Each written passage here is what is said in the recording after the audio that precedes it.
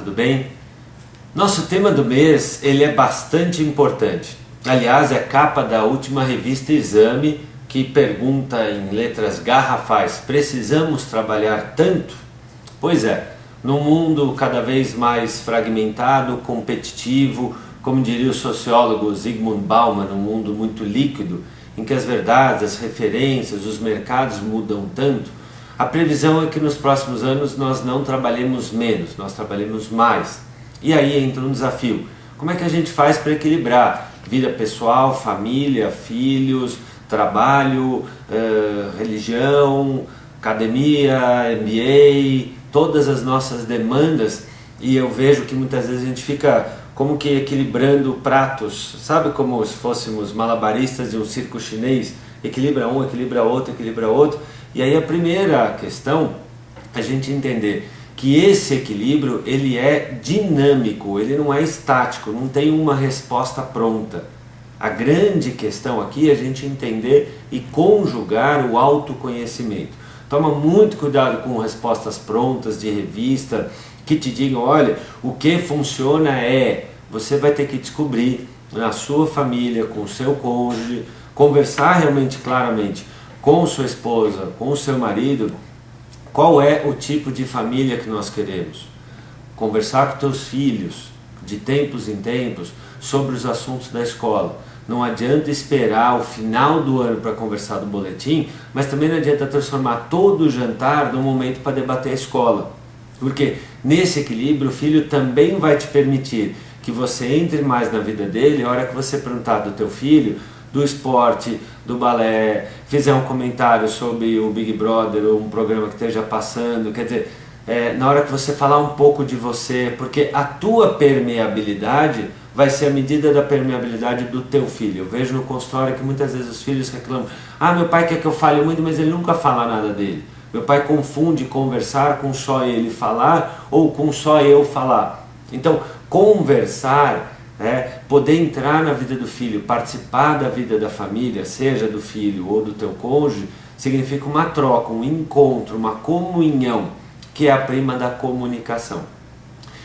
Autoconhecimento significa também que você vai ter mais saúde, até mais qualidade de vida, se você observar, com base em evidências, como é que você acorda, como é que você dorme. Tem gente que precisa de 8 horas de sono, tem gente com 5 está ok.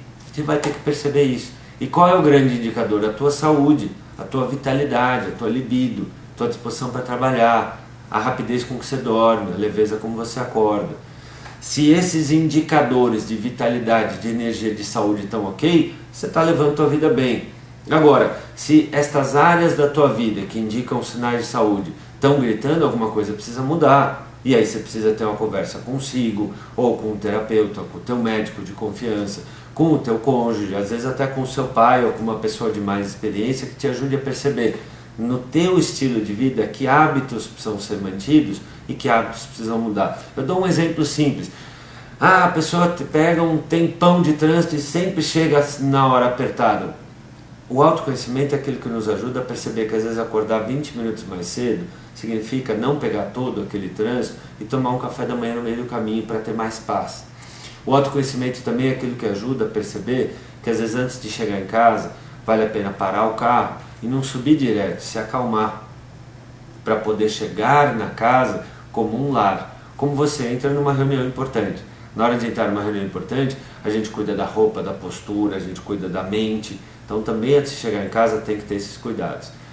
Uma segunda dica é cuidar justamente da agenda. Eu penso aqui em uma agenda diária, em que a gente anote tudo que vai fazer no dia e realmente se questione: eu preciso fazer aquilo? Eu tenho alguém que pode me ajudar? Como é que eu posso trabalhar bem o meu foco aqui? Porque as interrupções, seja de mídias sociais, seja de torpedo, seja de ligação, ou mesmo entre colegas que ficam conversando ou perguntando coisas uns para os outros, são grandes fatores de estresse. Então, às vezes, não é tanto que a gente trabalha tantas horas, mas o modo como a gente passa essas horas que estressa. É muito melhor você se dedicar a ficar uma hora inteira totalmente focado no que está fazendo, até para o seu cérebro ganhar fluxo, produtividade, você conseguir atingir as camadas mais profundas do seu cérebro com aquilo que você está lendo, ou preparando, ou planilhando, para daí, com o foco, as áreas mais profundas do seu cérebro, que a gente chama de sistema límbico, essa área que fica atrás da cabeça, conseguir ser ativada. Quando eu leio uma coisa e paro, faço uma coisa, toco o telefone, estou lendo um documento, alguém me chama, eu só uso esta área daqui do cérebro, que é a área que toma decisões entre o que eu faço e o que eu estou sendo chamado a fazer. Aí, além de me estressar, eu tenho retrabalho e um índice muito maior de erro. Foco ajuda demais. Começa o dia um pouquinho mais cedo, organizando como é que vai ser o teu fluxo.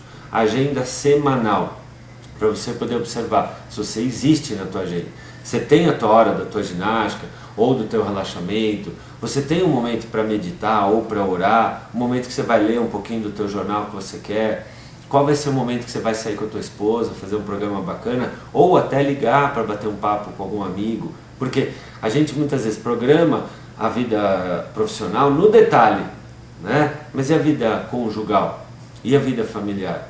Se você tem um dia a dia apertado, então vai precisar talvez cogitar, já anotar quando você vai fazer teus cortes de cabelo, então é a cada mês, então já anota ali, naquele dia é importante. Vai ter um evento importante da vida do filho, eu já anoto e já converso com o meu gestor, já converso com meus pais que aquele dia eu vou procurar não marcar uma reunião para o final do dia. Ou se tiver uma reunião, eu já aviso antes que eu vou ter que sair, porque aí eu consigo, pelo menos nos momentos importantes, estar lá. A gente precisa pensar também numa agenda mensal e digo até, por que não anual? Uma agenda tua e quem sabe na tua geladeira ou usando um recurso midiático como o Facebook ou até a agenda do Google, por exemplo, uma agenda em que toda a família coloque seus momentos importantes para todo mundo poder saber e todo mundo de alguma forma poder compartilhar. Além do foco no trabalho, a gente conseguir ter esse foco no planejamento ajuda bastante. Uma outra dica muito importante é evitar trocar afetos por coisas, trocar presença por presente. Isso não funciona. Os filhos se sentem ofendidos, a esposa se sente mal quando você tenta compensar a sua ausência comprando alguma coisa. Num outro momento compensa, mas você que tem filho pequeno sabe que muitas vezes teu filho vai preferir aquela geleia fedida de R$3 do que um presente super caro que você gastou um monte para compensar que você não teve no aniversário dele. Com o que a gente falava antes, o planejamento de uma agenda na qual você procure realmente estar presente nesses momentos, esse tipo de situação tende a diminuir. Agora, não pense que comprando um presente, comprando uma viagem super bacana no final do ano, você vai compensar.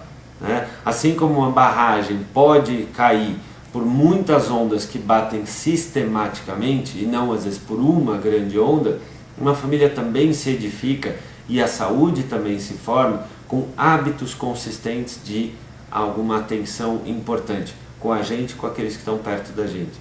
Afeto, abraço, carinho, eu te amo, eu me importo, eu preciso de você, obrigado, o com licença, o vamos juntos, um boa noite, um bom dia de verdade, o valor de um abraço de verdade, o valor de quando teu filho estiver falando com você, você dá aquela abraçada gostosa, ou na hora que ele está comentando do gosto, fala, sério filhão, que bárbaro, e não assim, ai filho que legal, tal, e olhando a tela do computador. Ele vai sentir o teu tom de voz se você realmente está lá. Isso significa se envolver. E por último, a gente tomar um cuidado muito grande com uma palavra que hoje é muito conjugada, chamada culpa. No lugar de viver uma vida ideal, no lugar de ser o pai ideal, o profissional ideal, procura ser um pai excelente. Um pai excelente, ele erra. Como um profissional excelente, ele erra.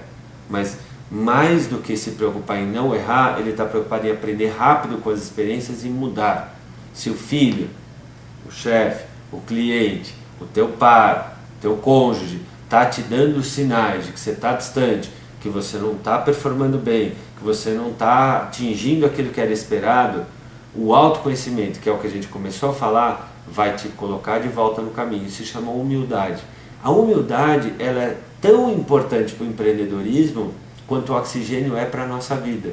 Humildade de aprender com as experiências. Humildade de perceber o que a gente tem que mudar. Humildade de agradecer os outros por aquilo de bom que eles têm, pela pessoa que eles representam na nossa vida.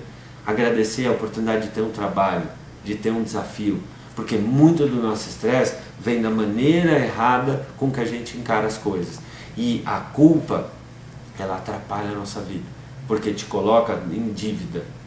Se a culpa é saudável porque ela está te lembrando de algo que você está devendo para você, para quem é importante para você, para o teu trabalho, essa é a boa culpa. Essa é um lembrete, um sinal, como a luzinha vermelha no painel do carro que avisa, ó, você está indo longe, o teu caminho não está te ajudando. Ou pare e põe a gasolina. Ninguém diz para o carro não tenho tempo de pôr gasolina. Como você também não pode dizer não tenho tempo de ir no cardiologista, não tenho tempo de conversar com a minha mulher. Tem que ter tempo. E aí a organização ajuda. No lugar de ser o pai ideal, seja um pai suficientemente bom. Não dá para viajar para aquele lugar maravilhoso que a família quer? Faça uma viagem maravilhosa para o lugar que você pode e traga um pai mais tranquilo. Porque muito do estresse, inclusive, que se tem em casa, vem dessa tentativa de compensar a falta de algo com uma viagem sensacional, com aniversário num buffet que de repente você não pode pagar ou nem concorda em pagar, ou com coisas que vão compensar aquilo que não tem como compensar, que chama afeto. A gente precisa lembrar que esse equilíbrio entre a vida pessoal e profissional é algo que sempre vai ser delicado, sempre vai ser dinâmico. Em alguns momentos a gente vai acabar deixando um pouquinho a desejar, em outros momentos a gente vai ter um momento maravilhoso, em outros momentos a gente vai ficar preocupado. Mas te digo, enquanto a sua mulher, enquanto seu marido, enquanto seus filhos ainda reclamarem a sua presença, quer dizer que a família está existindo. O pior drama numa relação humana é quando as pessoas desistem umas das outras. Então, se a gente puder melhorar a nossa qualidade de rendimento, se a gente puder chegar no trabalho com a disposição para produzir mais, diminuir aquela atitude que às vezes nos rouba energia, de resmungar, de reclamar, de ficar criando intriga, de ficar comprando cada confronto, se a gente diminuir o estresse que depende de nós, a gente já ganha mais leveza. E paralelo a isso, procurar curtir o momento do jantar, desligando a televisão, né, batendo um papo, não achar que poder, vou dar um iPad, vou dar um DS, vou dar um Nintendo e meu filho vai ficar lá jogando no almoço em família e a gente está junto, não. Se por um lado isso acalma o filho, por outro lado você diz claramente, ó, a sua presença é indiferente, isso pode custar muito caro lá na frente. A pior dor para um ser humano é a indiferença. Então, você que se preocupa com a sua família, você que quer ter qualidade de vida, vamos pensar em começar a colocar mais vida naquilo que a gente está fazendo. Hora do trabalho, estou focado no trabalho, vou minimizar a interrupção, vou minimizar atitudes mentais negativas. Hora que eu estou com a minha família, eu vou abraçar essa oportunidade e vou transformar minha casa num lar, que é onde traz luz, é onde se traz amor, é onde se traz afeto, é onde se traz verdade, é onde se traz divindade.